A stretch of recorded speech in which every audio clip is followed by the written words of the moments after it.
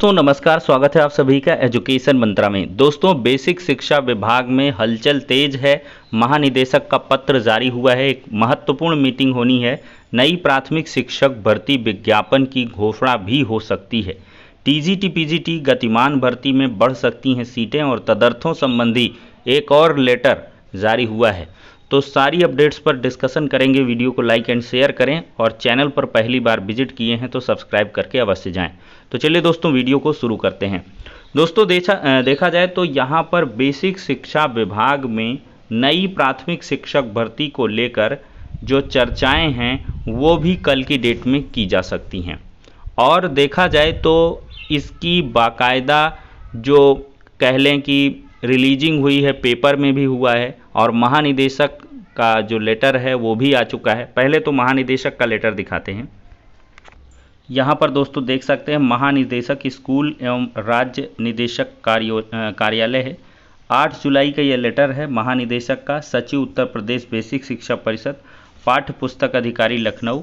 और यहाँ पर दोस्तों देखा जाए तो बेसिक शिक्षा विभाग के अंतर्गत कार्यक्रमों योजनाओं की समीक्षा के संबंध में यहाँ पर आपको दिया गया है कि बेसिक शिक्षा अधिकारियों से बेसिक शिक्षा विभाग एवं समग्र शिक्षा के अंतर्गत विभिन्न कार्यक्रमों योजनाओं की समीक्षा हेतु एक महत्वपूर्ण जो बैठक है माननीय बेसिक शिक्षा मंत्री जी की अध्यक्षता में लखनऊ में 11 बजे पूर्वाह्न 10 बजे आयोजित किए जाने के संबंध में है और उक्त बैठक इंदिरा गांधी प्रतिष्ठान लखनऊ में आयोजित की जाएगी। अब दोस्तों इस मीटिंग के एजेंडे भी दिए गए हैं कि मानव संपदा पोर्टल पर छात्र नामांकन संख्या, सब्जेक्ट मैपिंग आदि के विवरण अद्यावधिक किए जाने के संदर्भ में पहला ही पॉइंट है मानव संपदा पोर्टल पर छात्र नामांकन संख्या। तो सरकार को कुल मिला के एक एक्यूरेट आंकड़ा चाहिए कि मानव संपदा पोर्टल पर छात्रों के नामांकन कितने हैं। और बेसिक शिक्षा मंत्री जी का अभी कुछ दिन पहले ही स्टेटमेंट आया है, अमर उजाला में बाकायदा जो है प्रकाशित हुआ है कि 1.5 करोड़ प्राथमिक विद्यालयों में बच्चों की संख्या हो चुकी है। और दूसरा पॉइंट बहुत ही महत्वपूर्ण है, शैक्षिक सत्र 21-22 में सेवानिवृत्त कर्मचारियों की सूचना मांगी गई है कि कितने यहाँ पर शिक्षक हैं वो 2021-22 में रिटायर्ड हुए हैं।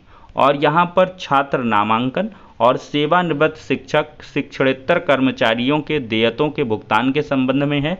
और 68,569,000 भर्ती के अंतर्गत नियुक्त अध्यापकों के वेतन एरियर के भुगतान में है, ग्रेजुटी है। और यहाँ पर देखा जाए तो माननीय न्यायालय में लंबित रिट याचिका अवमानना संख्या, वर्ष वादी का नाम और वाद में अद्यतन स्थिति सहित और आगरा विश्वविद्यालय फर्जी टेम्पर्ड डिग्री का मामला है, इसके पर भी चर्चा होगी।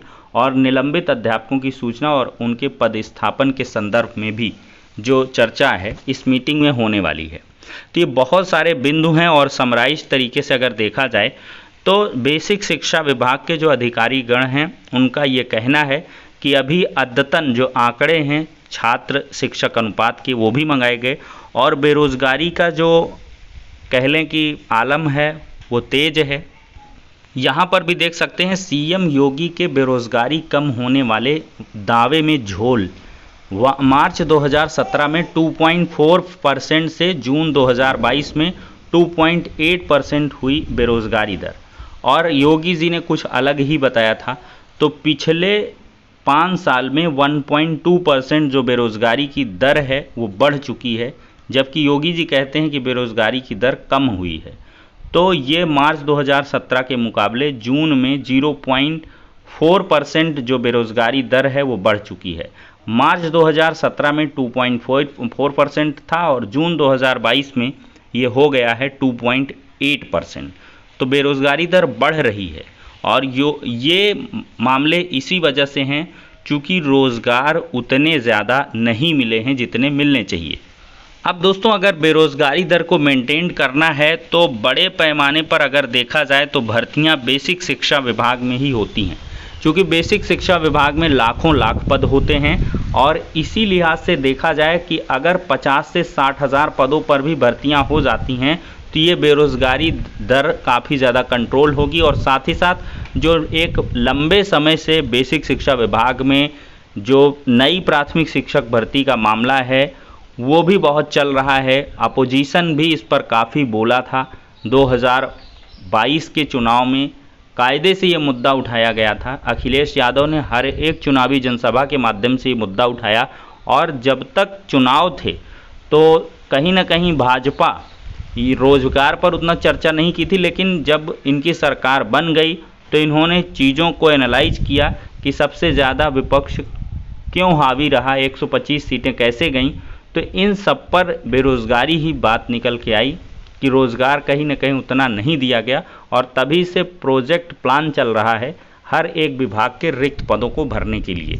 और बेसिक शिक्षा विभाग में एक नई बड़ी भर्ती की जो सुगबुगाहट है वो तेज हो चुकी है, और बेसिक शिक्षा मंत्री जी इस पर कल की डेट में निर्णय ले सकते हैं, क्योंकि साफ तौर पर शिक्षा मित्रों के पदों को जोड़ करके यहाँ पर छात्र शिक्षक अनुपात को मेंटेन किया गया था किसी वजह से संसद में। लेकिन अब क्या है कि अद्यावधिक जो आंकड़े हैं उनके हिसाब से नई प्राथमिक शिक्षक भर्ती पूरी तरीके से यहाँ पर आवश्यक है, और ऐसी घोषणा अगर शासन स्तर से की जाती है तो अवश्य ही जो संबंधित विभाग हैं, चाहे वो पीएनपी है चाहे बेसिक शिक्षा विभाग है, वो उसके लिए तैयार रहेगा। इसमें कोई बड़ी दिक्कत वाली बात नहीं है। जो भी करना है अब शासन स्तर से करना है, क्योंकि सचिव बेसिक शिक्षा परिषद ने इसका प्रपोजल भी बनाकर भेजा था।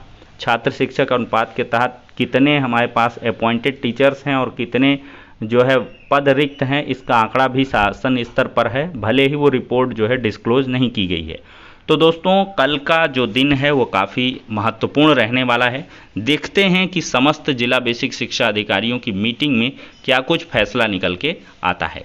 तो अब दोस्तों हम बात करेंगे, तो कुल मिलाकर ये है दोस्तों कि एक नई प्राथमिक शिक्षक भर्ती की गुंजाइश बन रही है, और इसकी घोषणा कब हो इसका कहना कल की डेट के बाद ही पता चल पाएगा। लेकिन ये ज़रूर है कि सितंबर तक, अक्टूबर तक, या मे भी एक टेट के बाद एक भर्ती आ जाए, इसकी ज़्यादा संभावनाएं हैं। लेकिन पहले भी भर्ती की अनाउंसमेंट की जा सकती है। किसी को कुछ भी पता नहीं है फाइनली कि कब भर्ती आएगी, लेकिन जो भी मतलब फैसले होंगे वो चौंकाने वाले हो सकते हैं। अब दोस्तों, टीजीटी पीजीटी गतिमान भर्ती में बढ़ सकती हैं सीटें। दोस्तों, ये लेटर है शिक्षा निदेशक माध्यमिक का समस्त जिला विद्यालय निरीक्षकों को अशासकीय सहायता प्राप्त माध्यमिक विद्यालयों में धारा 18 के अंतर्गत 7/8/1993 से 30/12/2000 तक नियुक्त कार्यरत तदर्थ शिक्षक जो माननीय उच्च न्यायालय के अंतरिम निर्णय के अंतर्गत वेतन प्राप्त कर रहे सहायक अध्यापक प्रवक्ताओं की संकलित सूचना के संदर्भ में। तो दोस्तों, 8 जुलाई को अपराह्न 3 बजे तक ये हार्ड और सॉफ्ट कॉपी में निदेशालय को प्रत्येक दशा में उपलब्ध कराना था। ये दोस्तों फॉर्मेट है, और ये देखिए कि इस वजह से मंगाया गया है कि इसमें क्या हो रहा है कि मुख्यमंत्री साहब को निर्णय लेना है। इसके लिए एक मीटिंग भी हो चुकी है कि तदर्थों के बारे में क्या कुछ फाइनल फैसला होगा। चूँकि इसके संबंध में याचिका भी पड़ने वाली थी, लेकिन छात्रों ने याचिका योजित नहीं की थी। अब इन्हीं बहुत सारे DIOS के लेटर्स को साक्ष्य बनाते हुए एक याचिका भी फाइल की जाएगी। लेकिन अगर मुख्यमंत्री जी इसमें निर्णय ले लेते हैं, चूँकि इनको अगर वेतन नहीं दिया जा रहा है, तो मतलब साफ है कि ये तदर्थ शिक्षकों का खेल खत्म हो चुका है, और इनके रिक्त पदों को जोड़ा जाना चाहिए। वो ऑनगोइंग प्रोसेस में भी जुड़ सकते हैं, चूँकि टीजीटी पीजीटी के लिए जो आवेदन है वो लगातार चल रहे हैं। लगभग 15 लाख के करीब दोनों टीजीटी पीजीटी में सम्मिलित जो आवेदन हैं वो आने की पूरी उम्मीद है। पूरा डेटा आने दीजिए, लेकिन यही है कि 15 लाख के अबव आवेदन हो जाएंगे। तो इतनी बड़ी संख्या है आवेदकों की, और सीटें ऊंट के मुंह में जीरे की भांति हैं। 4200 सीटें हैं, तो ये सीटें बढ़ सकती हैं। तदर्थों की अगर सीटें जुड़ गईं तो बल्ले बल्ले हो जाएगी सभी अभ्यर्थियों की। लेकिन ये तय है कि ये तदर्थों का जो मामला है वो बहुत ज़्यादा आगे नहीं जाएगा, और आपको जो नई बड़ी भर्ती है टीजीटी पीजीटी की, वो बड़े पदों पर निकल के आ सकती है। और ये भी संभावनाएं बन रही हैं कि ऑनगोइंग इस प्रोसेस में भी पदों को जोड़ा जा सकता है। इस पर मुख्यमंत्री जी फाइनल डिसीजन लेंगे। तो फिलहाल के लिए दोस्तों, उम्मीदें दोनों तरफ से बेहतर हैं, चाहे वो टीजीटी पीजीटी की हों, चाहे वो नई प्राथमिक शिक्षक भर्ती की हों। तो सभी छात्र आशान्वित रहते हुए आगे मेहनत करते रहें, और साथ ही साथ जो असिस्टेंट प्रोफेसर के लिए एलिजिबल हैं वो वहाँ पर अप्लाई करें। और DSSP, KVS, NVS जैसे भी आपको मौके आगे आने वाले समय में बहुत जल्द मिलने वाले हैं। ये NVS की वैकेंसी ऑलरेडी आ ही चुकी है। तो फिलहाल के लिए इस वीडियो में इतना ही, नेक्स्ट में मिलते हैं।